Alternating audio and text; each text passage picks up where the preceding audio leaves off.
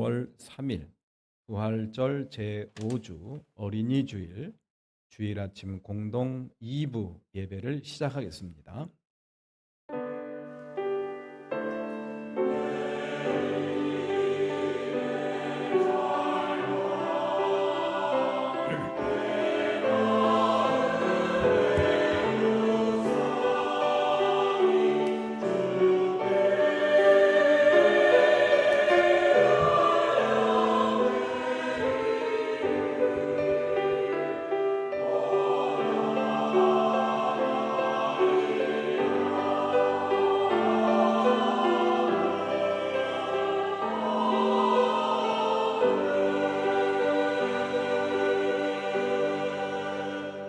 그의 거룩하신 이름을 찬양하여라. 주님을 찾는 이들은 언제나 기뻐하여라.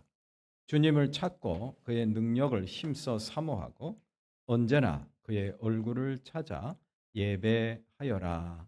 아멘.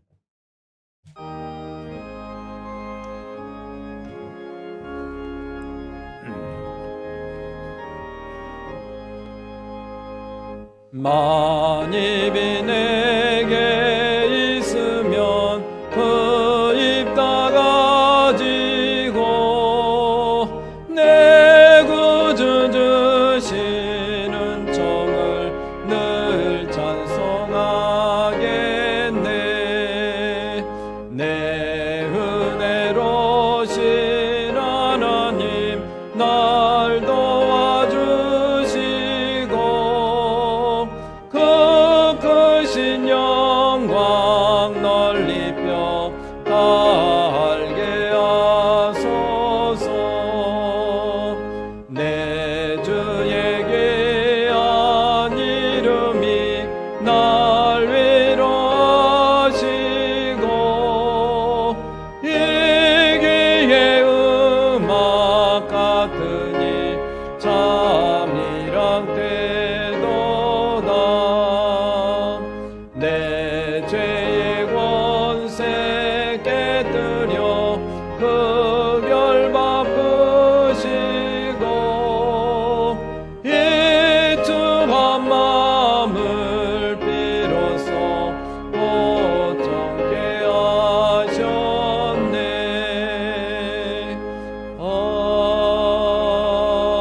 아멘.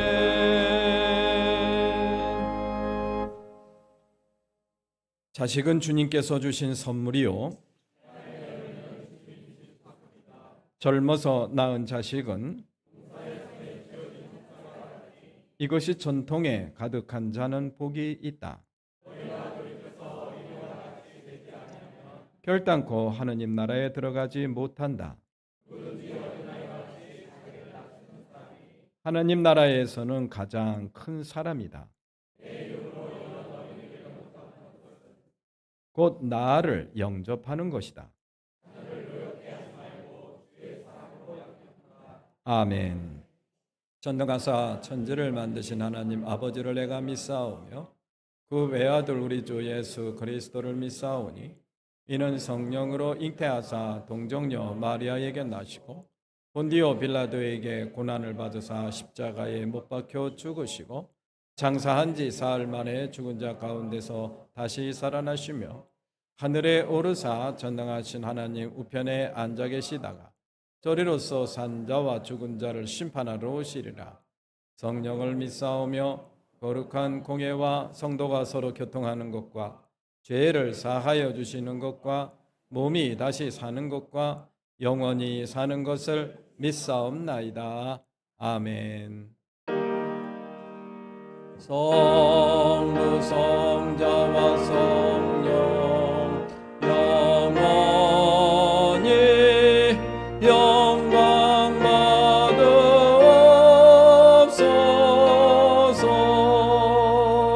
대초로 지금까지 동일이 영원 무궁 성삼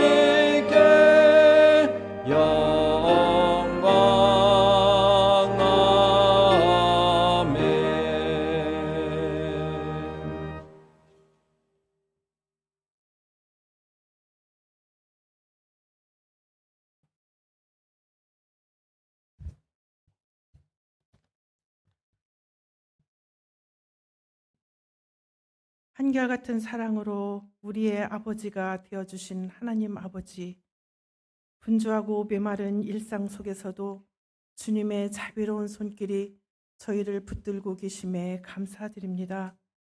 질그릇과 같이 연약하고 투박한 저희들, 세상 온갖 근심과 걱정을 다 짊어지고 아버지 앞에 나왔습니다. 이 무거운 짐을 아버지 앞에 내려놓으니 이 빈 마음에 아버지의 위로와 은혜로 채워주시옵소서. 지난주에는 우리 어르신 교우들과 함께 생명력이 가득한 수목원으로 안전하게 나들이를 잘 다녀오게 하심을 감사합니다. 아름다운 자연 속에서 주님께서 창조하신 만물의 경이로움을 몸소 느끼며 일상을 벗어나 서로 마음을 주고받으며 웃음꽃을 피웠던 그 모든 시간이 저희에게는 큰 위로와 기쁨이 되었습니다. 무엇보다도 오고 가는 발걸음 속에서 한 사람의 나고자도 없이 안전하게 지켜주시고 몸과 마음이 쉼을 얻을 수 있는 귀한 은혜를 허락해 주셔서 감사합니다. 바라옵기는 우리 교우들 한 사람 한 사람 늘 붙들어 주시고 수목원에서 보았던 푸른 나무들처럼 영혼과 육신도 날마다 새로워지게 하시고 여전히 열매가 맺으며 진액이 넘치고 백향목처럼 치솟는 청청함의 축복을 누리게 하여 주시옵소서. 오늘은 어린이 주일입니다. 우리 어린이들이 장차 우리 교회에 또 이 나라를 넘어서 전 세계의 하나님 나라의 미래입니다. 우리 아이들이 무한한 경쟁과 거친 세상 속에서도 주님의 말씀으로 단단한 반석 위에 서게 하시고 키가 자라듯 지혜와 믿음도 함께 자라나 주님의 귀한 일꾼들로서 다니엘처럼 지혜롭고 용망하게 성장하게 하여 주시옵소서. 평화의 왕으로 오신 하나님 아버지, 오늘 저희는 무거운 마음으로 전쟁의 포화와 갈등 속에 신음하고 있는 이 세상을 위해 기도합니다. 미국과 이란, 이스라엘 등 중동 지역을 비롯하여 지구촌 곳곳에 터져나오는 분쟁의 소식에 참으로 아프고 참담합니다. 깨어진 평화로 인해 고통받는 이 땅을 긍휼히 여겨 주시옵소서.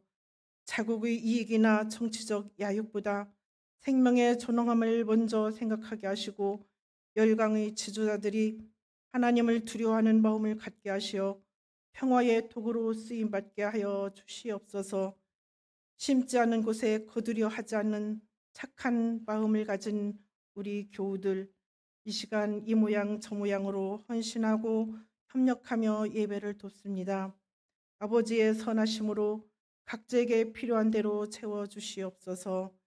이 시간 목사님 전하시는 말씀을 통하여 모든 것 다 주님 앞에 내려놓고 아버지의 뜻을 바라보며 치유받는 시간이 되게 하여 주시옵소서.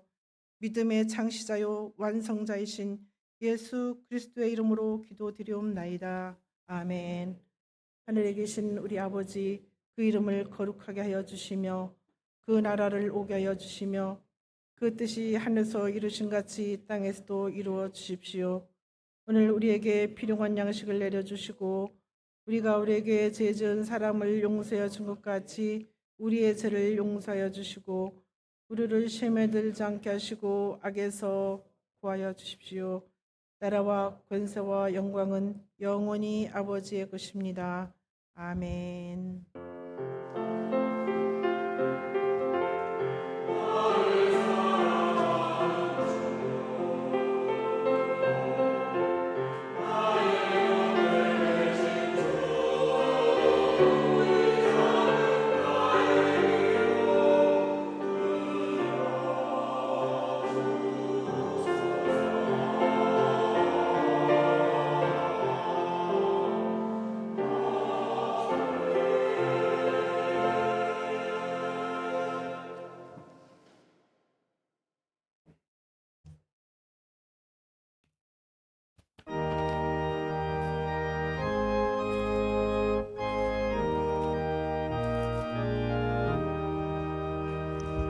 예수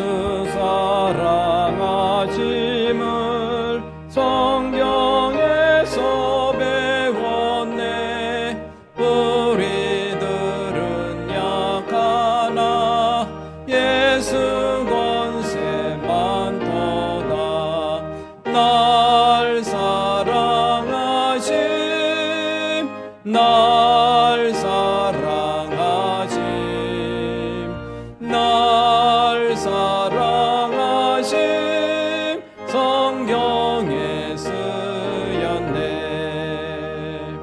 나를 사랑하시고 나의 죄를 다 씻어 하늘 문을 여시고 들어가게 하시네. 날 사랑하신 날 사랑하신 날 사랑하심 성경에 쓰였네. 내가 연약할수록 더욱 귀히 여기사 높은 보좌 위에서 낮은 나를 보시네. 날 사랑하심 날 사랑하심 날 사랑하심 성경에 쓰였네. 세상 사는 동안에 나와 함께 하시고 세상 떠나가는 날 천국 가게 하소서. 날 사랑하심 날 사랑하심 날 사랑하심 성경에 쓰였네.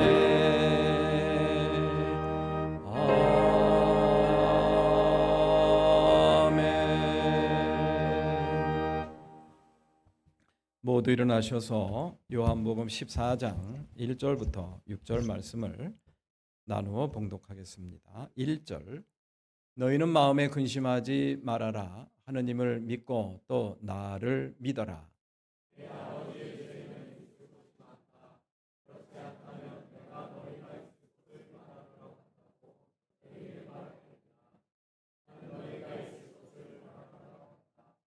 내가 가서 너희가 있을 곳을 마련하면 다시 와서 너희를 나에게로 데려다가 내가 있는 곳에 너희도 함께 있게 하겠다. 도마가 예수께 말하였다. 주님, 우리는 주님께서 어디로 가시는지도 모르겠는데 어떻게 그 길을 알겠습니까?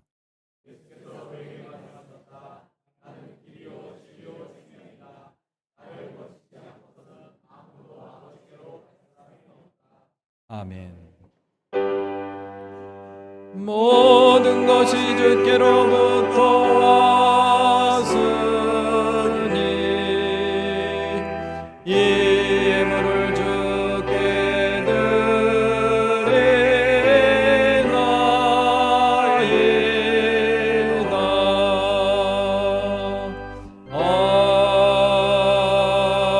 아멘.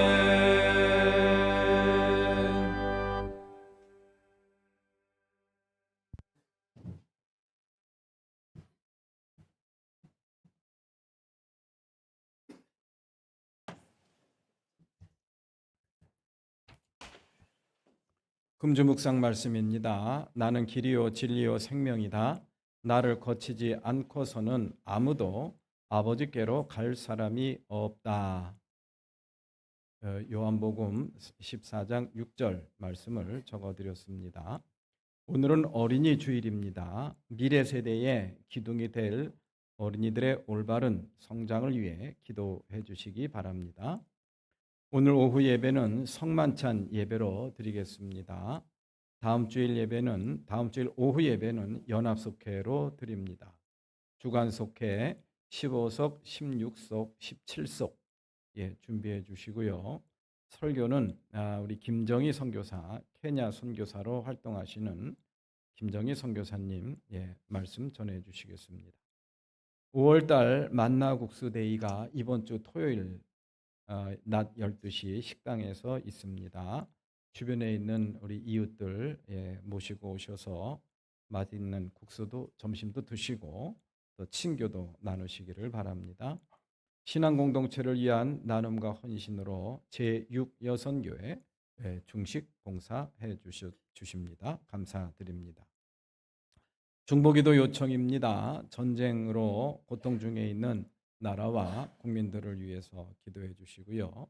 전쟁 종식과 이 땅의 평화를 위해서 기도해 주시기를 바랍니다. 매일 저녁 9시 1분 기도를 합니다. 매일 저녁 우리나라 시간으로 저녁 9시인데요. 이 시간에는 전 세계 교회와 또 교인들이 동참하는 기도 시간이기도 합니다. 예, 전쟁 종식과 평화를 위해서 여러분들 기도해 주시기를 부탁드립니다. 기도드리겠습니다. 하나님 아버지 감사합니다. 지난 한 주간도 은혜 가운데 지켜주시고 오늘 거룩하고 복된 날 주님 전에 저희들을 불러주시고 예배자로 앉혀주셔서 감사드립니다. 이 한 시간 예배자로 앉혀주신 또 저희들의 발걸음을 옮겨주신 주의 성령께서 저희들의 마음을 움직여 주시어서 마음과 뜻과 정성을 다하여 온전한 예배 드릴 수 있도록 도와주시기를 간절히 원합니다. 이 한 시간도 예배하는 자를 바라보시는 우리 주님, 그 주님을 바라볼 수 있는 눈을 활짝 열어주시고 이 한 시간도 예배 순서마다 우리에게 주시는 축복과 은혜의 그러한 순간들을 마음에 잘 간직하고 거룩한 결심과 다짐을 할 수 있도록 저희들 심령을 열어주시옵소서. 이 한 시간도 예배하는 자에게 내려주시는 하나님의 충만하신 은혜 갈망합니다. 이 사랑하는 모든 권속들 심령 속에 예배하는 자에게 내려주시는 충만한 은혜를 내려주셔서 어두웠던 마음들 다 물리쳐 주시고 주님의 빛으로 채워 주시옵소서. 이 한 시간 저희들의 연약한 육신과 병든 육신으로 고통 가운데 살아가는 권속들 불쌍히 여겨주시사 이 한 시간도 치유하시는 하나님의 손길을 이 한 시간 경험하게 하옵소서. 이 한 시간 준비한 예물을 드리는 사랑하는 손길도 있습니다. 주님께서 한 심령 주님께서 기억해 주시고 어여삐 여겨 주시고 이 예물 드린 손길 꼭 붙잡아 주셔서 60배 100배 결실을 맺는 축복과 생명의 손길로 축복해 주시옵소서. 이 예물이 하나님의 나라와 영광을 위해서 또 이 땅의 어려운 이웃들을 위해서 소중하게 사용될 수 있는 귀한 예물로 삼아 주시고 주님 성별해 주시기를 원합니다. 모든 말씀 예수님의 이름으로 기도드립니다. 아멘.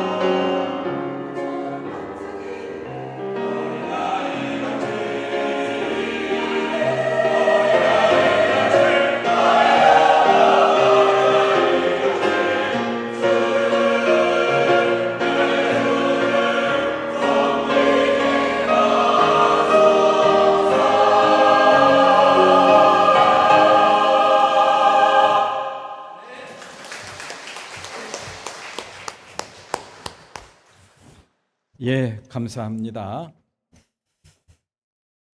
어린이 주일 꽃주일을 맞이해서 예쁘게 단장하고 또 찬양, 아름다운 찬양 잘 불러주시고 은혜 많이 받았습니다.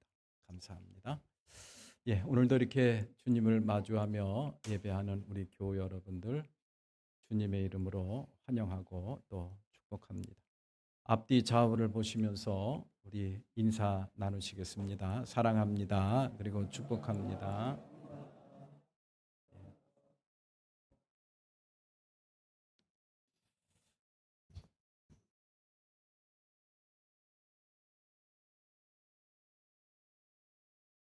지난 시간 2시간 요한복음 13장 말씀을 통해서 우리 예수님께서 사랑하시되 끝까지 사랑하셨다라는 그 말씀, 그 말씀이 그렇게 오랫동안 마음의 울림으로 남아있더라고요. 그러면서 그 끝까지 사랑하시는 모습을 몇 가지 내용으로 직접 보여주셨죠. 그것이 세족식이었습니다. 그리고 예수님을 배반하고 예수님을 팔 그런 가룟 유다를 염두에 두고 가룟 유다의 죄를 씻어주는 그러한 의식으로 세족식을 행했다라는 그런 말씀. 그리고 또 지난 시간에는 서로 사랑하라. 가룟 유다가 지은 죄는 가룟 유다 혼자만의 죄가 아니다. 혼자 지고 갈 죄가 아니라 우리 모두 다 같이 함께 짊어져야 될 죄다. 그러면서 가룟 유다, 당신을 은 30에 판 그러한 가룟 유다를 용서하고 사랑해야 된다라는 그런 내용의 말씀. 그것이 바로 예수님께서 사랑하시되 끝까지 사랑하셨다라는 그러한 메시지였습니다. 우리 예수님께서 우리를 위해서, 나를 위해서 십자가에서 고난받으시고 피 흘려 죽으셨다라는 사실, 이것이 어떤 때는 잘 마음에 와 닿지를 않습니다. 왜 그랬을까? 그것이 무슨 의미가 있는 것일까?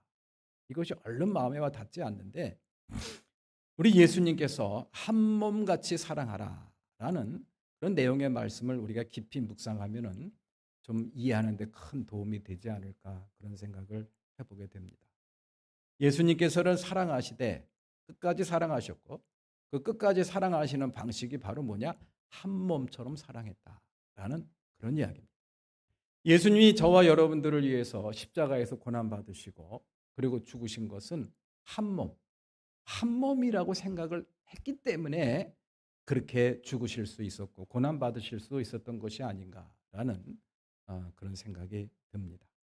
이제 오늘 본문 말씀도 그 연장선상에서 이 말씀을 바라보게 되더라고요. 사랑하시되 끝까지 사랑하시는 그러한 제자들을 앞에 두고 마지막 세상을 떠나는 그 순간까지 제자들에게 보여주신 끝까지 사랑하시는 모습이 뭐였나? 예수님이 평생을 마음에 품고 있었던 그것을 이 제자들에게 주시는 거예요. 예수님께서 십자가를 지시고 고난받으시고 죽으실 수 있었던 그 비결, 그리고 끝까지 하나님의 뜻을 붙잡고 그 뜻을 이루어드릴 수 있는, 성취할 수 있었던 그 비결, 그것을 우리 예수님께서 오늘 본문에서 제자들에게 보여주고 있습니다. 그것이 바로 뭔가? 천국 소망입니다. 한번 따라서 해보시죠. 천국 소망. 하나님의 나라가 있다라는 그런 이야기. 이 땅에서 우리의 삶이 이 땅에서의 삶으로 끝나는 것이 아니라 우리에게 또 다른 예비된 삶이 있다라는 것을 오늘 본문에서는 우리 예수님께서 아주 명쾌하게 그리고 아주 구체적으로 저희들한테 가르쳐주고 있습니다. 신학교에서 설교를 들을 때 저는 천국, 지옥에 대한 설교를 한 번도 들어본 기억이 없습니다. 그런 데서 이런 설교를 하면은 천국 이야기하고 지옥 얘기하면은 굉장히 유치하다고 생각을 합니다. 굉장히 고상하고 또 철학적이고 신학적이고 심오한 그런 깊은 진리가 담겨 있는 그러한 내용들을 멋있는 그런 문구로 멋있는 문장으로 만들어서 이제 전달을 해야 사람들이 좋다라고 생각을 하는 그런 경향들이 있어요. 그럼에도 불구하고 우리가 놓치지 말아야 될 이 기독교, 그리스도교의 가장 핵심적인 메시지, 놓치지 말아야 될 메시지는 바로 뭐냐? 천국입니다. 천국에 대한 소망. 어떻게 자신의 믿음을 지키기 위해서 어떻게 순교자의 길을 걸어갈 수가 있겠습니까? 그냥 의리 때문에, 뭐 욱하는 성격 때문에, 그런 것 때문에 순교 못합니다. 자신의 목숨을 내주면서까지 믿음을 지킬 수 있었던 가장 궁극적이고 본질적인 그것을 찾아간다고 한다면 하나님 나라입니다. 천국에 대한 소망이 없이 그게 가능했을까라는 그런 생각이 들어요. 우리 예수님께서도 십자가를 질 때 분명히 말씀했잖아요. 십자가의 영광을 나는 바라본다라고 분명히 말씀했잖아요. 그 십자가의 영광이 뭡니까? 십자가를 통해서 우리 예수님께서 십자가에서 죽으심으로 말미암아 많은 사람들을 구원에 이르게 할 수 있다라는, 구원할 수 있다라는 그것. 그리고 또 하나가 있습니다. 부활이죠. 다시 살아날 수 있다라는 그런 부활. 그것을 바라봤기 때문에 우리 예수님께서는 그 십자가의 엄청난 고통을 감내하면서 십자가의 길로 들어갈 수가 있었고 십자가를 질 수 있었던 것 아니겠습니까? 우리 기독교에서 인문학에 버금가는 그러한 멋진, 그러한 고상한 그러한 말들과 이념, 철학, 신학 중요합니다. 그것도 매우 중요합니다. 그러나 우리가 어떤 순간에도 놓치지 말아야 될 아주 핵심적이고 본질적인 기독교의 메시지가 있다고 한다면 천국입니다. 하나님 나라에 대한 소망. 이것이 바로 우리가 놓치지 말아야 될 기독교의, 우리가 믿고 있는 이러한 성경 말씀 속에 나타난 가장 핵심적인 그러한 내용이 아닌가, 그런 생각을 해보게 됩니다. 오늘 본문 말씀에서 우리 예수님께서 마지막으로 제자들에게 사랑하시되 끝까지 사랑하시는 그러한 모습으로 그러한 말씀을 저희들에게, 또 제자들에게 전해주고 있습니다. 천국 소망. 그런 천국 소망을 이렇게 전해주게 된, 또 가르쳐 주시게 된 그러한 직접적인 이유는 바로 뭐냐? 이 제자들이 마음에 큰 근심을 하고 있었어요. 두려워하고 있었다라는 그런 이야기. 선생님이 앞에 있는데, 하나님의 아들이신 예수 그리스도가 앞에 있는데도 불구하고 마음의 근심과 걱정, 두려움이 떠나질 않았다라는 그런 이야기. 왜 그랬는가? 바로 예수님께서 수시로 또 반복적으로 나는 너희를 떠날 것이다. 너희들 중에 누가 나를 팔 것이다. 그리고 내가 가는 곳에 너희들은 올 수가 없다라는 그런 말씀을 계속해서 들었거든요. 그러한 이야기를 들으면서 제자들이 마음의 결론을 내린 거예요. 우리 선생님이 우리를 떠나시는구나. 다시 말해서 죽는다라는 그런 이야기. 죽음에 대한 공포, 죽음에 대한 두려움. 선생님이 세상을 떠나시면 우리는 어떻게 되는 거지? 우리도 같이 붙잡혀가는 건가? 우리도 같이 죽는 건가? 이런 죽음에 대한 두려움과 공포, 이것을 우리 예수님께서 직감을 하신 거예요. 그래서 우리 예수님께서 오늘 본문 말씀을 전해 주신 겁니다. 그렇습니다. 우리 인간에게 있어서 이 죽음은 두려움의 근본이 아닌가라는 그런 생각을 할 수가 있습니다. 왜냐? 이 죽음이라는 것은 아무도 경험을 해보지 못한 미지의 세계, 미지의 영역이기 때문이겠죠. 때문에 그런 겁니다. 죽음은 어떻게 되는 것일까? 죽음 이후의 세계는 어떻게 펼쳐질까? 라는 것에 대한 미지의 영역에 대한 그런 알 수 없는 세계에 대한 그러한 막연한 두려움, 이런 것들이 바로 죽음이 주는 그런 두려움이 아닌가, 그렇게 우리가 생각을 해볼 수가 있는 거예요. 따라서 이러한 이 죽음에 대한 공포, 죽음에 대한 두려움을 우리가 극복할 수만 있다고 한다면 우리는 이 세상에서 모든 두려움과 모든 걱정, 근심, 이런 것들을 우리가 떨쳐버릴 수 있지 않을까라는 그런 생각을 해볼 수가 있어요. 왜냐? 이 두려움의 근원, 두려움의 뿌리라는 게 바로 죽음으로부터 시작된다라는 것이기 때문이죠. 그래서 이 두려움과 이 근심의 어떤 가장 근원이라고 할 수 있는 죽음에 대한 두려움, 이것을 우리가 극복하고 해소할 수 있다고 한다면은 문제 없죠. 그 어떤 두려움과 걱정, 그런 근심 이런 것들을 우리가 극복해 나갈 수 있는 것이 아닌가라는 그런 생각을 할 수가 있습니다. 그래서 오늘 본문 말씀에서 우리 주님께서는 그 천국 소망에 대한 또 하느님 나라에 대한 그런 내용을 아주 구체적으로 기술해 주시면서 또 구체적으로 가르쳐 주고 있습니다. 얼렁뚱땅 대충 걱정하지 마. 이걸로 끝나는 게 아닙니다. 걱정하지 마. 또 다른 세계가 있어. 너희들의 죽음이 죽음으로 끝나지 않아. 이런 식으로 대충 말씀하지 않았어요. 매우 구체적으로 이야기한 것이 굉장히 마음에 오래 남고 굉장히 인상적입니다. 오늘 본문 말씀 3절 말씀을 한번 볼까요? 3절 말씀. 다 같이 봉독합니다. 시작. 나는 너희가 있을 곳을 마련하러 간다. 다시 와서 너희를 나에게로 데려다가 내가 있는 곳에 너희도 함께 있게 하겠다. 예수님이 죽긴 죽습니다. 세상을 떠나긴 떠나는데 그 떠나는 목적이 바로 뭐냐? 너희 있을 곳을 마련하러 간다라는 그런 이야기. 그리고 내가 다시 와서 너희를 데려다가 내가 있는 곳에 너희도 함께 있게 하겠다라는 하나님 나라에 대한, 다시 말해서 천국에 대한 그러한 내용을 매우 구체적으로 이렇게 일러주고 있는 그러한 모습을 우리가 볼 수가 있습니다. 예수님이 두려워하는 제자들에게 주실 수 있는 최고의 선물이자 끝까지 사랑하시는 모습이 바로 이런 모습이 아닐까라는 그런 생각을 할 수가 있죠. 그렇습니다. 우리 모든 인간에게 있어서 영생에 대한 기대, 그리고 천국에 대한 소망, 이것은 모든 인류, 모든 세대를 거쳐서 모든 인류가 꿈꿔왔던 그런 기대와 소망이 아니었나라는 그런 생각을 할 수가 있습니다. 이집트에 가면은 우리가 피라미드를 보통 떠올리게 됩니다. 저는 아직 가보지 못했습니다만은 정말 웅장하고 엄청나다고 합니다. 세계 7대 미스테리 불가사의 중에 하나라고 하죠.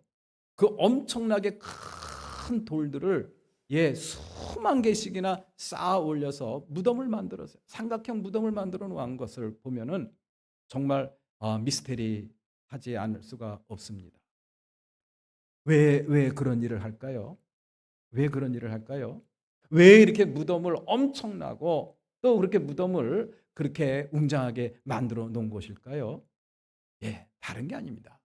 여러 가지 이유가 있을 수 있겠습니다만은 거기에서 가장 중요한 핵심은 바로 뭐냐? 영생입니다.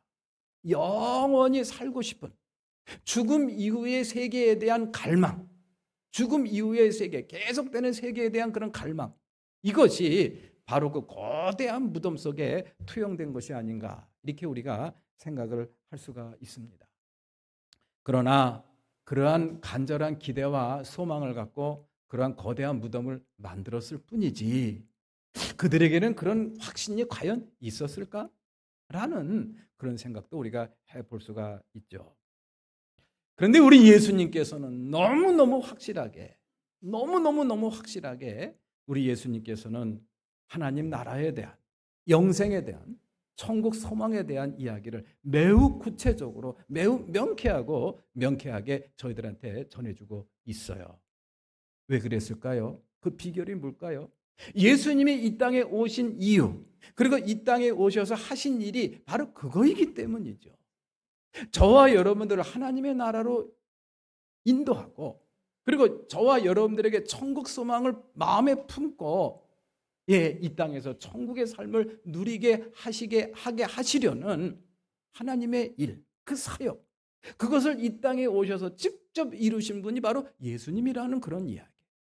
그래서 예수님께서 십자가에서 고난을 이 땅에 인간의 몸을 입고 태어나시고, 그리고 예수님이 십자가에서 고난받으시고 십자가에서 피 흘려 죽으신 그 모든 그러한 사건과 그런 절차, 이런 내용들이, 예수님의 삶의 내용들이 바로 천국으로 인도하는 그러한 하나의 길이었다라는 그런 이야기입니다.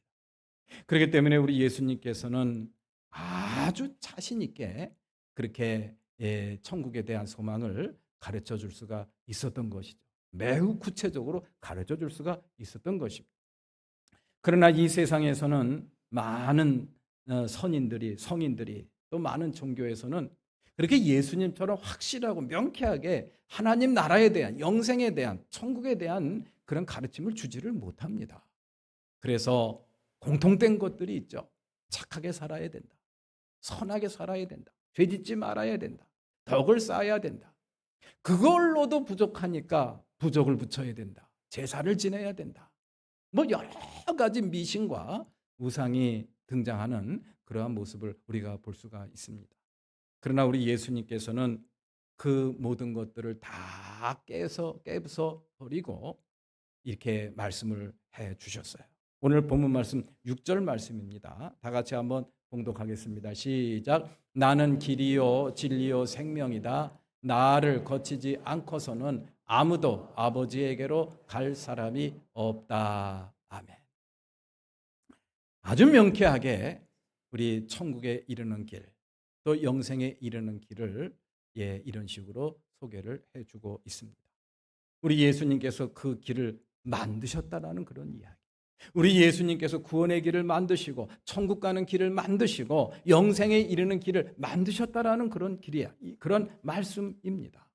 그러니 우리 예수님을 떠나지 않고 예수님 안에 거하는 사람은 누구나 다 구원 얻을 수가 있고 천국에 이를 수가 있다라는 사실. 이 땅에 살면서 천국의 소망을 품고 살아갈 수 있다라는 사실. 이것을 예수님께서는 그런 식으로 가르쳐 주셨습니다. 자, 우리 예수님께서 나는 길이요 진리요 생명이다라는 말씀. 그리고 나를 거치지 않고서는 아무도 아버지께로 갈 사람이 없다라는 이 말씀. 나는 길이라는 이 말씀. 생명의 길을 만들고 없던 길을 만든 것이죠. 그리고 영생의 길을 만들고 천국의 길을 만드신 것은 바로 없던 길을 새로 만들어 놓으신 길입니다.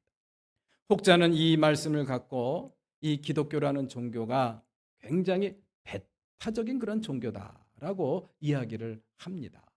어떻게 나를 거치지 않고서는 아무도 하나님 나라에 들어갈 수가 없다. 아버지에게로 갈 사람이 없다라고 이야기할 수가 있겠느냐라고 굉장히 비판적인 그러한 눈으로 바라보게 됩니다. 그러나 우리가 이 말씀을 조금 뜯어보면은 또 다른 그러한 측면이 있다라는 것을 우리는 발견할 수가 있어요. 성경에서 가르치는 인간의 그러한 존재, 인간에게 주어진 운명은 진노의 자식이라는 것을 저희들한테 가르쳐 주고 있습니다. 본래 구원에 이룰 수 없는 그런 운명을 타고 태어난 것이 바로 인간이라는 것을 성경은 저희들한테 가르쳐 주고 있죠. 에베소서 2장 3절 말씀을 한번 보시겠습니다. 에베소서 2장 3절. 다 같이 시작. 우리도 모두 전에는 그들 가운데에서 육신의 정욕대로 살고 육신과 마음이 원하는 대로 행했으며 나머지 사람들과 마찬가지로 날 때부터 진노의 자식이었습니다. 진노의 자식이었다라는 거. 이것이 의미하는 게 바로 뭐냐? 진노의 자식이라는 것은 바로 태어날 때부터 우리는 죄인으로 태어난다라는 그런 이야기. 죄로부터 자유롭지 못하라는 그런 이야기. 아담과 하와로부터 물려받은 죄의 유전자를 갖고 태어난 그런 원죄를 갖고 태어난 그런 죄인이라는 그런 이야기죠. 그런 죄인으로 태어났기 때문에 이 진노의 자식이 되었다라는 것은 하나님의 심판을 받아야 된다라는 그런 이야기. 하나님의 심판을 받고 유죄 판결을 받을 수밖에 없는 존재. 그런 운명을 타고난 존재가 바로 인간이고 그런 인간을 일컬어 이 에베소서 2장 3절 말씀에서는 진노의 자식이다라고 이렇게 표현을 한 것이죠. 우리는 주변에 암 환자들이 많이 계십니다만은 암 환자가 어떤 사람을 암 환자라고 합니까? 암세포가 몸 안에서 자라나고 있는 것을 병원에서 진단을 받고 나면은 암 환자라고 이렇게 이름이 붙여지게 되죠. 그런데요, 그 암 환자, 진짜 암 환자는요, 병원에서 진단받고 암 환자로 판명된 사람만 암 환자가 아닙니다. 암 세포가 병원에 가기 전부터 우리 몸속에 자라나고 있으면은 이미 그 사람은 암 환자가 되는 거 아니겠습니까? 단지 몸에서 이상 증세가 나타나서 검사를 받아보니 암 세포가 발견이 되고, 그래서 암 환자로 이제 등록이 되게 되는 것이죠. 마찬가지입니다. 우리 인간의 그런 운명이 바로 그거예요. 우리 인간에게는 태어나는 그 순간부터 육신의 소욕으로부터 자유롭지 못한 그런 죄라는 그런 유전자가 우리에게 따라온다라는 거, 성경은 저희들한테 가르쳐 주고 있죠. 그래서 우리는 인간은 태어날 때부터 어떤 흉악범으로서 어떤 죄를 짓는 그런 일들은 눈에 띄지 않지만, 죄를 지을 수 있는 그런 가능성, 그것을 이미 갖고 태어난다라는 그런 이야기. 그것이 바로 성경에서 이야기하고 있는 그런 죄인의 의미입니다. 아무도 죄로부터 자유롭지 못한 그런 존재이고, 또 그런 존재로 살아갈 수밖에 없다라는 그런 이야기. 그렇기 때문에 인간은 심판을 받아야 되고, 그 심판의 결과는 유죄 판결을 받을 수밖에 없다라는 그런 이야기입니다. 유죄 판결을 받게 되면은 그 결과는 성경에서 이야기한 대로 죄의 삭은 사망이라고 했죠. 자, 그것이 바로 우리 인간에게 본래부터 지워진 그런 운명입니다. 그런데 우리 예수님께서 그 모든 것을 다 새롭게 재편을 했어요. 다 깨부숴 버리고 새로운 길을 만들어 주셨다라는 그런 이야기. 그것이 바로 뭐냐? 로마서 8장 1절 말씀에 이렇게 저희들한테 전해주고 있습니다. 로마서 8장 1절 말씀 다 같이 시작. 그러므로 그리스도 예수 안에 있는 사람들은 정죄를 받지 않습니다. 아멘. 로마서 8장 1절 말씀. 그리스도 예수 안에 있는 사람들은 정죄를 받지 않습니다. 여기서 정죄를 받지 않는다는 게 뭡니까? 정죄가 뭡니까? 바로 진노의 자식들에게 주어지는 그런 운명과 같은 심판과 유죄 판결입니다. 그것이 바로 정죄의 진정한 의미입니다. 그것을 면제받는다라는 그런 이야기. 하나님의 심판대 앞에 서는 것 자체가 면제되고, 심판대 앞에 서지 않기 때문에 유죄 판결 받는 것 자체가 아무 의미가 없다라는 그런 이야기. 누구든지 인간은 심판대 앞에 서게 된다고 한다면 유죄 판결을 받을 수밖에 없습니다. 그것이 바로 성서의 가르침이에요. 근데 예수 그리스도께서 이 땅에 오셔서 하신 그런 구속의 사역, 그 내용이 바로 뭐냐? 그러한 심판 자체를 안 받게 해주셨다라는 그런 이야기. 그것이 바로 우리 예수님께서 저와 여러분들에게, 예수 믿는 자들에게 보여주신 새로운 길입니다. 새로운 구원의 길입니다. 새로운 영생의 길입니다. 천국의 길이라는 사실, 그것을 성경은 저희들한테 가르쳐 주고 있죠. 그렇습니다. 우리 예수님께서 이 땅에 오셔서 만들어 놓은 구원의 길은 없던 길을 새로 만들어 놓은 길이에요. 자, 그러면은 그렇게 천국의 소망을 품고 살아갈 수 있는 그러한 믿음은 어떤 믿음입니까? 어떤 사람들이 천국의 소망을 마음에 품고 살아갈 수 있을 것인가? 그것을 우리가 함께 살펴볼 필요가 있죠. 자, 그렇게 구원받는 믿음, 그리고 천국의 소망을 품고 살아갈 수 있는 그 믿음은 어떤 믿음인가? 저는 이 설교를 준비하면서 어떤 목사님의 글을 읽었는데 거기에 그렇게 나오더라고요. 목사님의 아들이었는데 자기는 어려서부터 목사님이 설교할 때 아멘 크게 하는 게 믿음인 줄 알았대요. 아멘 크게 하는 게 믿음인 줄 알았대요. 그러다가 이제 나이 먹고 신학 공부를 하고 이제 목회를 하면서 그게 다가 아니구나. 아멘을 크게 하는 게 믿음이 아니구나. 우리의 삶으로 아멘 하는 것이 그게 바로 진짜 믿음이구나 라는 것을 깨닫게 되었다라는 그런 이야기를, 또 그런 글을 제가 읽은 적이 있습니다. 그렇습니다. 우리가 이 땅에 살면서 예수 그리스도를 믿는 사람들이 참 많습니다. 그런데 입술로만 주여 믿습니다, 아멘 하는 것으로 그것이 믿음의 모든 모습이라고 이야기는 할 수가 없는 것이죠. 그러한 믿음 갖고는 진정한 천국의 소망을 소유할 수도 없고 천국의 소망을 누릴 수도 없다라는 그런 이야기입니다. 진정한 천국 소망을 품고 살아가는 진정한 믿음의 모습이라는 것은 어떤 믿음인가? 그거를 오늘 본문 말씀에서 가르쳐준 이 말씀이 우리에게 주는 과제 또 숙제가 아닌가라는 그런 생각이 들어요. 우리 예수님께서 마음속에 품고 있었던 그런 천국에 대한 소망, 영생에 대한 기쁨, 이것을 이 땅에 사는 우리 그리스도인들도 좀 품고 살아야 되는데, 그래서 그 어떠한 경우에서도 절망하지 않고 좌절하지 않고 우리의 믿음을 지켜나갔으면 참 좋겠는데 그것이 잘 되지를 않더라는 그런 이야기. 그거는 저와 여러분들의 믿음의 문제입니다. 자, 그러면은 우리가 어떻게 천국의 소망을 누리는 그러한 믿음을 갖고 살아갈 수가 있을 것인가? 이 누가복음 17장 26절 30절 말씀에 보면요, 그런 말씀이 나와요.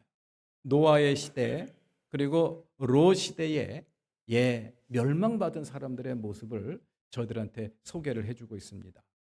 노아 시대에 구원받은 사람들은 누구죠? 노아와 그 식구들이죠. 그리고 롯의 시대에 구원받은 사람들은 어떤 사람들입니까? 롯과 그 세 딸만 구원을 받았습니다. 롯의 아내도 소금기둥에 대해서 멸망을 받았다라는 그런 이야기. 노아의 시대에 그 많던 사람들이 다 홍수로 멸망을 받고 노아의 식구들만 구원을 받게 된 그 경위. 어떤 사람들이 그렇게 멸망을 받게 되었나? 거기에 보면요, 이렇게 나와요. 먹고 마시고 장가가고 시집갔던 사람들이라고 나옵니다. 먹는 것 죄인가요? 마시는 것 죄인가요? 시집가고 장가가는 것 죄입니까? 아니에요. 그거 해야 돼요. 해야 됩니다. 그런데 왜 그런 사람들이 멸망을 받았다고 성경은 저희들한테 전해주고 있는 것일까요?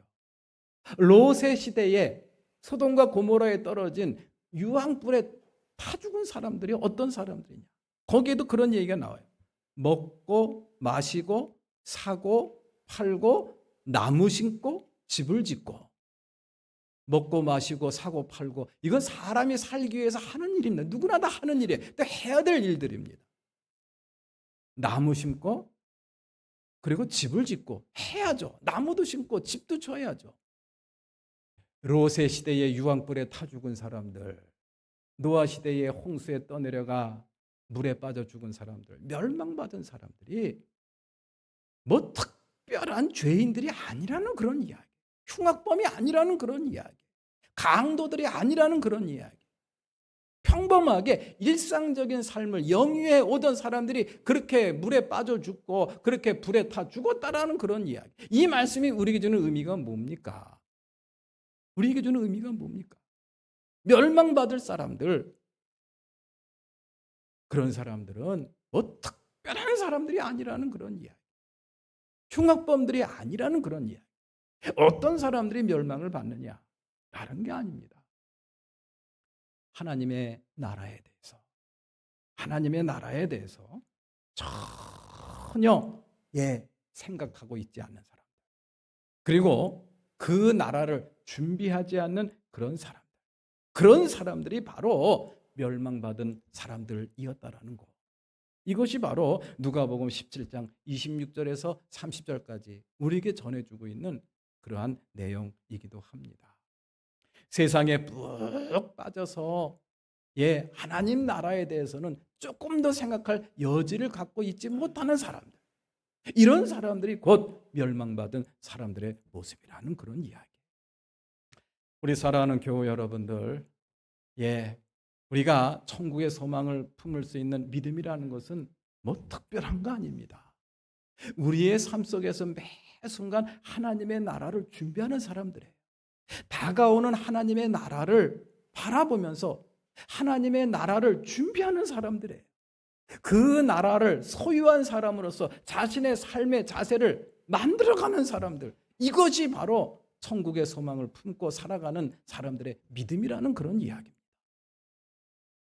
착하게 사는 것도 중요하고 죄 안 짓는 것도 중요하죠. 그러나 그것의 본질은 바로 그겁니다.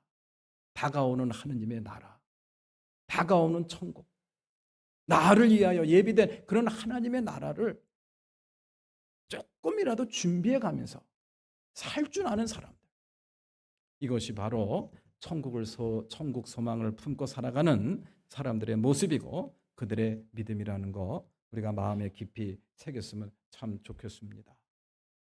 그렇게 천국에 대한 확실한 믿음을 갖고 살아가는 사람들은 저와 여러분들 삶 속에 그런 열매가 맺힙니다. 내가 무엇을 품고 사느냐, 그것이 저와 여러분들 삶 속에 고스란히 드러나고 있다라는 그런 이야기. 저와 여러분들 정말 하나님의 나라가 저와 여러분들을 위해서 예비되어 있는 줄로 믿으십니까? 정말 믿으신다고 한다면은 그러한 삶의 모습이 우리의 삶 속에서 드러난다라는 그런 이야기. 마태복음 13장 44절 말씀을 한번 봅니다. 다 같이 시작. 하늘나라는 밭에 숨겨놓은 보물과 같다. 어떤 사람이 그것을 발견하면 제자리에 숨겨두고 기뻐하며 집에 돌아가서는 가진 것을 다 팔아서 그 밭을 산다. 마태복음 13장 44절. 천국에 대한 비유의 말씀을 해주시면서 예수님이 제자들에게 주신 말씀이에요. 밭에 감추인 보화를 어떤 농부가 발견을 했어요. 엄청난 보물입니다. 그 집에 가가지고 자기가 갖고 있는 모든 것을 다 팔아가지고 그 밭을 샀어요. 자기가 갖고 있는 모든 것을 다 팔 때 아까워했을까요? 안 아까워했을까요? 하나도 아까워하지 않습니다. 왜? 밭에 감추인 무엇을 봤습니까? 보화를 봤습니다. 천국의 기쁨을 소유한 사람의 삶이 바로 이러한 모습이라는 그런 이야기죠. 저와 여러분들 정말 천국의 기쁨을 마음속에 품고 계십니까? 한번 살펴보시기를 바랍니다. 우리의 삶 속에 쉽게 상처받고 쉽게 좌절하고 포기하고 낙심하는 거 다른 게 아니에요. 그런 천국에 대한 기쁨이 없기 때문에 그런 것이 아닌가라는 그런 생각을 해보게 돼요. 이 세상 그 어떤 것과도 비교할 수 없는 하나님 나라에 대한 기쁨, 천국에 대한 소망을 우리가 정말 품고 있다고 한다면은 사람의 삶은 달라질 수밖에 없죠. 설교를 준비하다 보니까 지난번에 재작년인가요? 우리 교회에 오셔서 말씀을 전하셨던 이덕주 목사님 어머니 얘기가 자꾸 떠올라요. 35살 때 홀로 되셨습니다. 남편이 4남매를 놔두고 세상을 떠나셨다 그랬어요. 하나님이 4남매를 어떻게 키웁니까? 어떻게 키웁니까? 그러면서 기도하기를 하나님 나 딱 70살까지만 살게 해주세요. 왜? 내가 지금 35살이니까 앞으로 35년만 더 살게 해주세요. 그러면은 그동안 아이들이 다 커가지고 시집장가 다 가면은 그때 나 하나님 떠나게 해주세요. 70살이 되던 해에 갑자기 몸이 이상해서 한양대학병원에 입원을 하셨다죠. 입원해가지고 진단을 받았는데 췌장암 말기 진단을 받았어요. 6개월밖에 못 산다. 그 소식을 전해야 되는데 사남매 그 어떤 사람도 주저주저 할 수밖에 없죠. 그 얘기를 그 어머니한테 어떻게 전합니까? 그때 둘째 아들이었던 이현주 목사님이 전하게 되었대요. 가가지고 어머니한테 갔더니 어머니가 의사 선생님이 뭐라고 하든 그러니까 주저주저 하다가 엄마 6개월밖에 못 산대. 그러면서 펑펑 울었겠죠. 그랬더니 그 펑펑 눈물을 쏟는 아들 앞에서 그 어머니가 보인 행동이 정말 기가 막혀. 할렐루야 그러면서 손을 들어서 하나님 앞에 감사를 드렸다는 그 간증. 굉장히 그 마음에 오래 남아요. 충분히 좌절할 만하지 않습니까? 이제 자식들을 잘 키워놓고 시집장가 보내놓고 이제 재미 볼 나이, 하나님 이게 웬 날벼락입니까? 이게 뭡니까? 탄식할 수 있고 원망할 수 있잖아요. 할렐루야, 감사합니다. 뭐가 감사할까요? 하나님이 내 기도 들어주셨다는 거예요. 35년 전에 홀몸 되었을 때 35년만 더 살게 해달라고 기도했더니 그 기도를 하나님이 들어주셨다는 거예요. 그러니까 이 권사님에게는 죽느냐 사느냐 6개월밖에 못 사느냐 그거 아무 상관없어요. 하나님이 내 기도를 들어주셨다라는 거. 그래서 내가 하나님께 떠날 수 있게 되었다는 거. 그거 하나에만 꽂혀 있는 거예요. 어떻게 그러한 태도가 가능합니까? 그 권사님의 마음에 무엇을 품고 있느냐? 하나님 나라.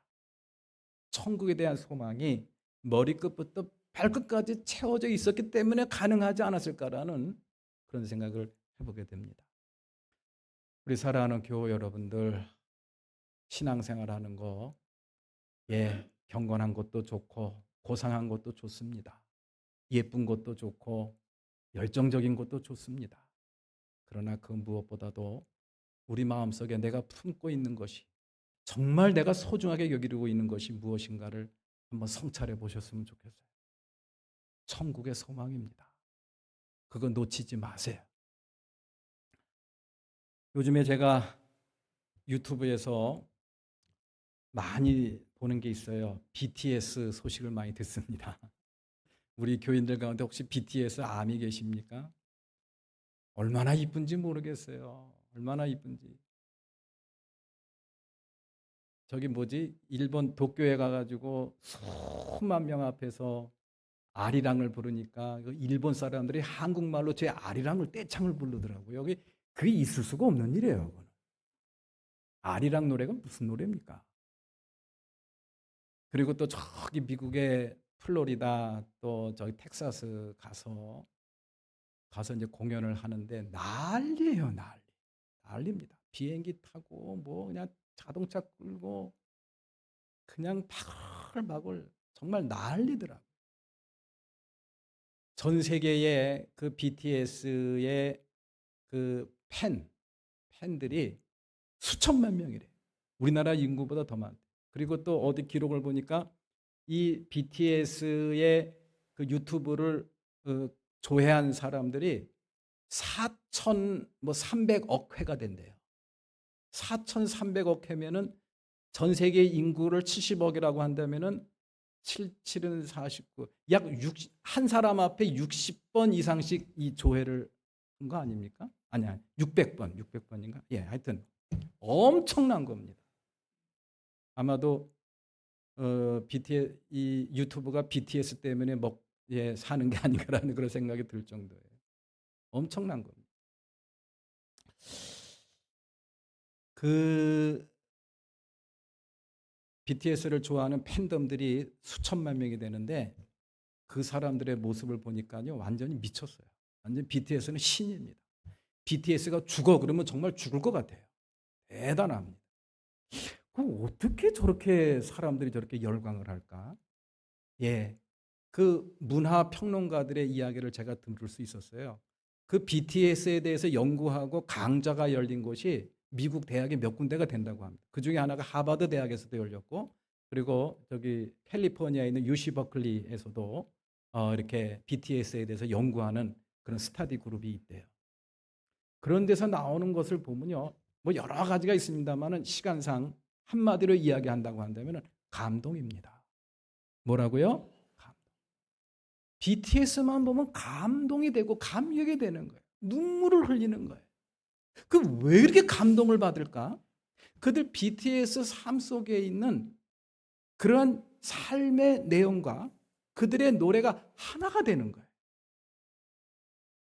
삶의 진정성을 느낀다라는 그런 이야기.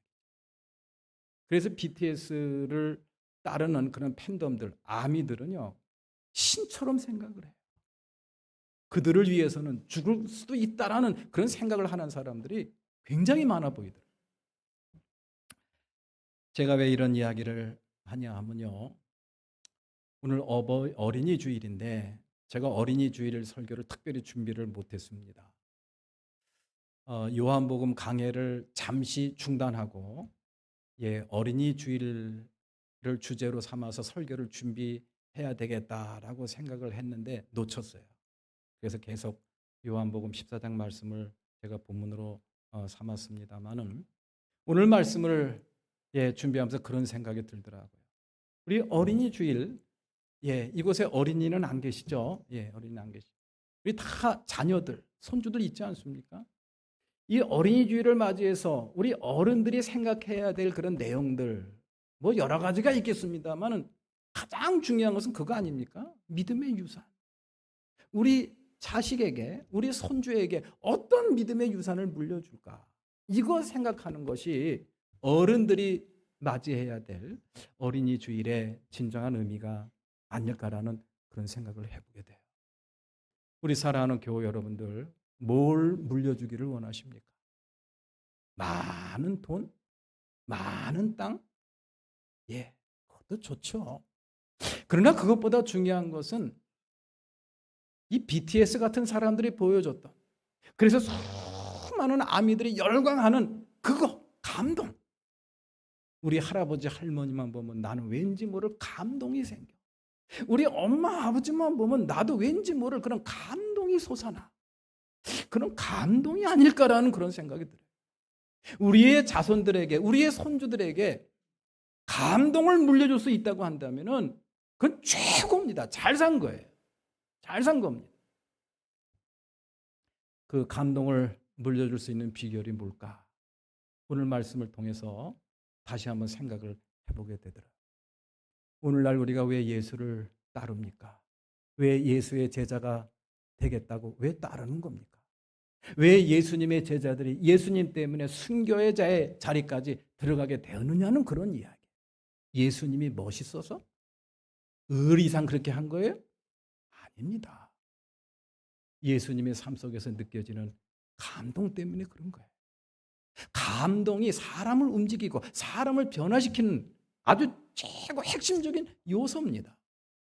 그래서 우리 사랑하는 교회 여러분들은 다른 건 몰라도 감동을 주는 사람이 되었으면 참 좋겠어요.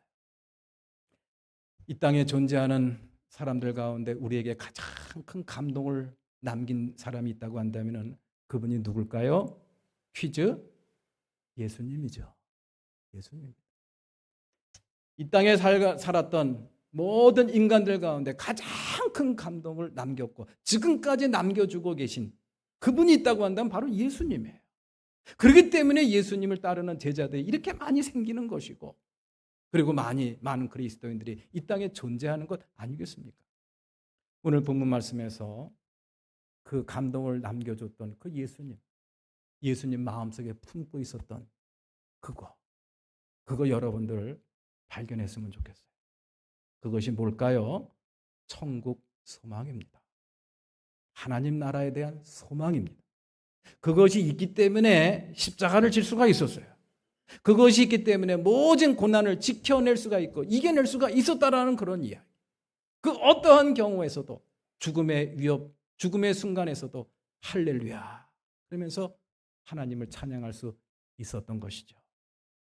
우리 사랑하는 교회 여러분들, 실망과 낙심과 근심과 두려움 속에 빠져있던 제자들에게 우리 예수님께서 천국의 소망을 심어줬다는 것, 이거 굉장히 큰 의미가 있는 겁니다. 그러한 천국의 소망을 다시 한번 내 마음속에 점검하시면서 이 어린이 주일을 잘 맞이했으면 좋겠습니다. 우리 다 같이 일어나서 찬양하시겠습니다.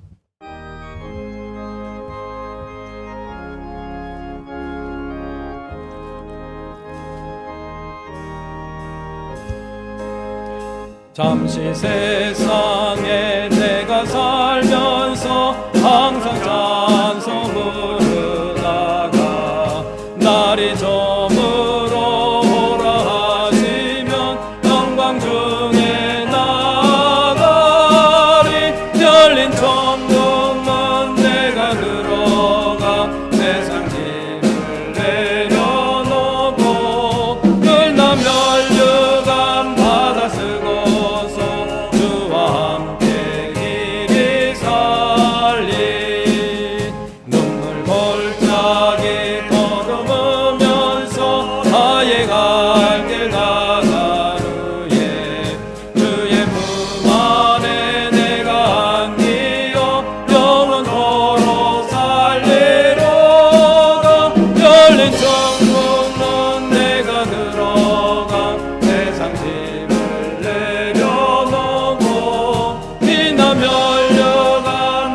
받아쓰고서 주와 함께 길이 살리. 나의 가는 길 멀고 험하며 나는 높고 오른 깊어. 고난 나의 몸 질 것 없어도 복된 나의 밝아오리. 열린 천국문 내가 들어가 세상 짐을 내려놓고 빛나 면류관 받아쓰고서 주와 함께 길이 살리. 한숨 가지고 죽음 없는 날 사모하며 기다리니 내가 그의 것들을 배울 때 나의 기쁨 넘치리라. 열린 천국문 내가 들어가 세상 짐을 내려놓고 빛나 면류관 받아쓰고서 주와 함께 길이 살리. 죽음 앞에서 근심하고 걱정하고 두려워하는 제자들을 바라보시면서 걱정하지 말아라. 나는 너희들이 있을 곳을 예비하러 간다. 내가 다시 와서 너희를 데려다가 내가 있는 곳에 너희도 함께 있을 것이다. 천국에 대한 소망을 가르쳐 주신 예수님. 그 천국의 소망을 가르쳐 주시면서 끝까지 사랑하시는 모습을 보여주셨던 그 예수님. 그 예수님 품에 마음에 새겨 있는 그 천국의 소망. 그 천국의 소망을 우리 마음에 품고 이 땅에서 힘있게 믿음의 길을 걸어가겠노라 다짐하며 세상을 향해 나아가는 주님의 귀한 권속들을 이 한 시간 축복하옵소서. 이제는 우리 주 예수 그리스도의 은혜와 하나님 아버지의 크신 사랑과 성령님의 감화 감동 역사 내주하시며 이 시간 주님을 마주하며 온전한 예배로 영광 돌리고 마음의 거룩한 다짐과 결심을 하고 세상을 향해 나아가는 우리 사랑하는 모든 권속들 머리 위에, 저들의 가정 위에, 저들의 기업과 직장 위에, 학업 위에 지금부터 영원토록 함께 하시옵기만을 간절히 축원하옵나이다. 아멘.